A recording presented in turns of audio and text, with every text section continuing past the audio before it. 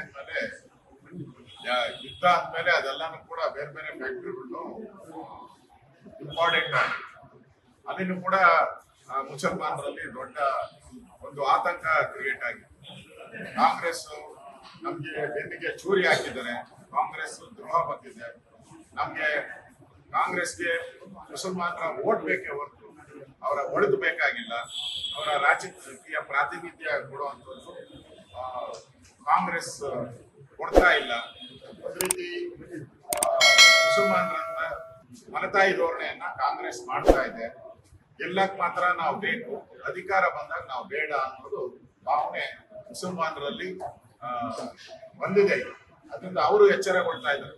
ನರೇಂದ್ರ ಮೋದಿ ನಮ್ಮ ದೇಶದ ಪ್ರಧಾನಿ 3 ಬಾರಿ ಆಗಿದ್ದಾರೆ. ನಮ್ಗೇನ್ ತೊಂದರೆ ಆಗಿದೆ? ಏನು ತೊಂದರೆ ಆಗಿಲ್ಲ, ಬಹಳ ಅನುಕೂಲಗಳ ಕೂಡ ಆಗಿದೆ. ಅದರಿಂದ ಕಾಂಗ್ರೆಸ್ ನಮ್ಮನ್ನ ಏನು ಬೆದರಿಕೆ ಬೊಂಬೆಯಾಗಿ ಇಟ್ಕೊಂಡಿದ್ರು, ಅದು ಇವತ್ತು ದಾವಣಗೆರೆ ಚುನಾವಣೆಯಲ್ಲಿ ನಾವು ಗೆಲುವನ್ನ ಸಾಧಿಸ್ತೇವೆ.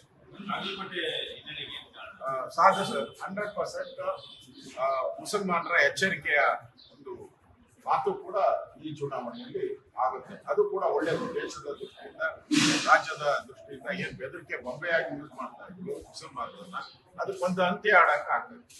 ಬಾಗಲಕೋಟೆ ಚುನಾವಣೆಗೆ ಸಂಬಂಧಪಟ್ಟಂತೆ ಕೊನೆಯ ಹಂತದಲ್ಲಿ ನಮ್ಗಿರುವಂತಹ ಮಾಹಿತಿ ಪ್ರಕಾರ ಎಲ್ಲರೂ ಹೊರಗಡೆ ಹೋದ್ಮೇಲೆ ಬಿಜೆಪಿಯ ಕಾರ್ಯಕರ್ತರು ನಾವ್ ಯಾರ್ಯಾರು ಎಲ್ಲ ಬಂದ ಮೇಲೆ ಅಲ್ಲಿ ಕಾಂಗ್ರೆಸ್ ಅವರು ಅಧಿಕಾರದ ದುರ್ಬಳಕೆ ಮಾಡ್ಕೊಂಡು ಅಲ್ಲಿನ ಕೆಲವು ಶಾಸಕರು ಹೊರಗಡೆಯಿಂದ ಹೋಗಿ ಅಲ್ಲಿ ಹಣ ಹಂಚಿರೋದು ನಾವು ದಾಖಲೆಗಳನ್ನ ಕಲೆಕ್ಟ್ ಮಾಡ್ತಾ ಇದ್ದೀವಿ. ಅದು ಕೂಡ ನನಗೆ ಬೆಳಗ್ಗೆ ಫೋನ್ ಬಂದಿತ್ತು. ಆ ದಾಖಲೆಗಳನ್ನು ಕೂಡ ಕಲೆಕ್ಟ್ ಮಾಡ್ತಾ ಇದ್ದೀವಿ. ಹಣ ಹಂಚಿರೋ ಬಗ್ಗೆ ನಮ್ಗೆ ದಾಖಲೆಗಳು ಸಿಗ್ತಾ ಇದೆ. ಎಲ್ಲರೂ ಆಚೆ ಬಂದ್ಮೇಲೆ ಅವ್ರು ಮಾತ್ರ ಒಳಗಡೆ ಇದ್ದು ರೆಸಾರ್ಟ್ಗಳಲ್ಲಿ ಹಣ ಹಂಚಿರೋ ದಾಖಲೆಗಳು ಬರ್ತಾ ಇದೆ. ನೋಡೋಣ, ಅದು ಪ್ರಯತ್ನ ನಡೀತಾ ಇದೆ. ಆದ್ರೆ ಅಲ್ಲಿ ಹಣದ ಪ್ರಭಾವ ಹೆಚ್ಚಿಗೆ ಕಂಡು ಬರ್ತಾ ಇದೆ ಕಾಂಗ್ರೆಸ್ ಪಾರ್ಟಿಯಿಂದ. ಡಿ.ಕೆ. ಶಿವಕುಮಾರ್ ಅವರು ಅಸ್ಸಾಂ ಹೋಗ್ತಾ ಇದ್ರಲ್ಲಿ ರೆಸಾರ್ಟ್ ರಾಜಕಾರಣ ಆಗುತ್ತೆ, ಕಾಂಗ್ರೆಸ್ ಶಾಸಕರನ್ನ ಸೆಳೆಯುವಂತ ಕೆಲಸ ಬಿಜೆಪಿ ಮಾಡುತ್ತೆ. ನಾನು ಕೇಳಿದೆ ನನ್ನ ಪತ್ರಿಕೆಯಲ್ಲಿ, ಡಿ.ಕೆ. ಶಿವಕುಮಾರ್ ಅವರು ಅಲ್ಲಿ ರೆಸಾರ್ಟ್ ಗಳನ್ನ ಬುಕ್ ಮಾಡಿದ್ದಾರೆ. ಅಸ್ಸಾಂ ಅಲ್ಲಿ ಏನೋ ಒಂದು ಕಾಂಗ್ರೆಸ್ಗೆ ಏನೋ ಒಂದು ದೊಡ್ಡ ಗೆಲುವು ಬರ್ತಾ ಇದೆ ಅಂತ ನಾನು ಹೇಳ್ತಾ ಇದ್ದೀನಿ. ಡಿ.ಕೆ. ಶಿವಕುಮಾರ್ಗೆ ಇಲ್ಲೇ ಎಲ್ಲ ನಾವು ಬೆಂಗಳೂರಲ್ಲಿ ಒಂದು ರೆಸಾರ್ಟ್ ಮಾಡ್ಕೊಡೋದು ಒಳ್ಳೇದು. ಅಲ್ಲೋಗಿ ರೆಸಾರ್ಟ್ ಏನ್ ಮಾಡಕ್ ಹೋಗ್ತೀರಪ್ಪ? ಇಲ್ಲಿ ರೆಸಾರ್ಟ್ ಮಾಡ್ಕೊಳ್ಳಿ. ಇಲ್ಲಿ ನಿಮ್ MLA ಕಿತ್ಕೊಂಡು ಹೋಗ್ತಾ ಇದ್ದಾರೆ, ಫ್ಲಡ್ ರೀತಿ ಡೆಲ್ಲಿಗೆ ಹೋಗ್ತಾ ಇದ್ದಾರೆ, ಹೋಗ್ತಾ ಇದ್ದಾರೆ. ಸಿದ್ದರಾಮಯ್ಯನವರೇ ರಿಟೈನ್ ಆಗ್ಬೇಕು ಅಂತ ಈಗ ಖರ್ಗೆ ಅವರು ಮತ್ತೆ ವಾಪಸ್ ಕರ್ನಾಟಕಕ್ಕೆ ಬರಕ್ಕೆ ರೆಡ್ ಕಾರ್ಪೆಟ್ ಹಾಕೊಂಡಿದ್ದಾರೆ. ಅವರೇ ಆಗ್ತಾ ಇದ್ದಾರೆ. ಕೆಲವರು ಅದಕ್ಕೆ ರೆಡ್ ಕಾರ್ಪೆಟ್ಗೆ ಸಪೋರ್ಟ್ ಮಾಡ್ತಾರೆ, ಪರಮೇಶ್ವರ್ ಸೇರಿ.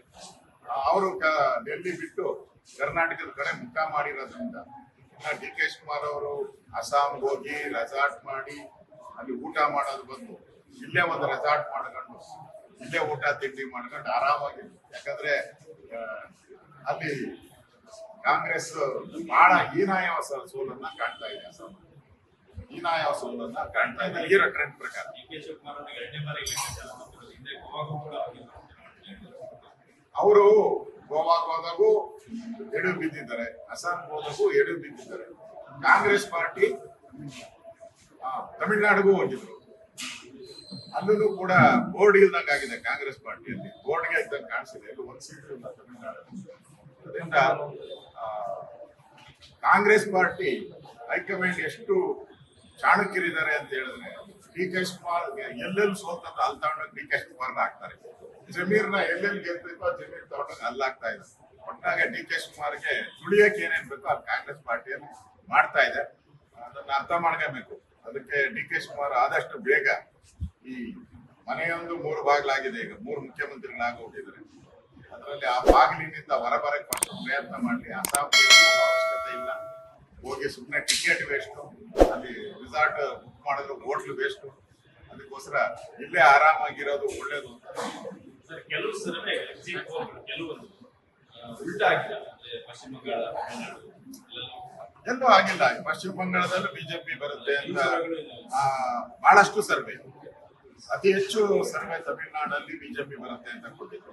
ಅಸ್ಸಾಮಲ್ಲಂತೂ ಒಂದ್ ಸೈಡ್ ಎಲ್ಲರೂ ಕೂಡ ಅಸ್ಸಾಮಲ್ಲಿ ಬಿಜೆಪಿ ಗೆಲ್ಲುತ್ತೆ ಅಂತ ಕೊಟ್ಟಿದ್ರು. ಪುದುಚೇರಿನೂ ಕೂಡ ಯಾರು ಬಿಜೆಪಿ ಗೆಲ್ಲುತ್ತೆ ಅಂತ ಕೊಟ್ಟಿದ್ರು. ಆದ್ರೆ ತಮಿಳುನಾಡದು ಮಾತ್ರ ವಿಚಿತ್ರವಾಗಿ ಒಂದು ಸಮೀಕ್ಷೆಗಳು ಕೊಟ್ಟಿದ್ರು. DMK ಬಂದೇ ಬಂದ್ಬಿಡುತ್ತೆ, ಸರ್ಕಾರ ಮಾಡುತ್ತೆ ಅಂತೇಳಿ ಎಲ್ಲ ಕೊಟ್ಟಿದ್ರು. ಅದು ಸ್ವಲ್ಪ ಸಮೀಕ್ಷೆಯಲ್ಲಿ ಹೆಚ್ಚು ಕಮ್ಮಿ ಆಗಿದೆ. ಉಳಿದಂತೆ ಸಮೀಕ್ಷೆಗಳು ಆಲ್ಮೋಸ್ಟ್ ಆಲ್ ನಿಜ ಆಗಿರೋದು ಕಂಡು ಬರ್ತದೆ. ಲಾಸ್ಟ್ ವಿಷಯ, ಬಾಗಲಕೋಟೆಯಲ್ಲಿ ಬಿಜೆಪಿಗೆ ಹಿನ್ನಡೆ ಯಾಕೆ? ಹಿನ್ನಡೆ ಇದು ಬೈ ಎಲೆಕ್ಷನ್, ಕಾಂಗ್ರೆಸ್ ಹಣದ ಹೊಳೆ ಹರಿಸಿದ್ದಾರೆ. ನಾನು ಹೇಳಿದ್ನಲ್ಲ, ಚುನಾವಣೆ ವೋಟಿಂಗ್ ಆಗಕ್ ಮುಂಚೆನೆ ಅಲ್ಲಿ ರೌಡಿಸಮ್ ಮಾಡುವಂಥದ್ದು, ಹಣ ಹಂಚೋದು, ಇದು ಅಂತ ಅದಕ್ಕೆ ದಾಖಲೆಗಳನ್ನು ಕಲೆಕ್ಟ್ ಮಾಡ್ತಾ ಇದ್ದೀವಿ.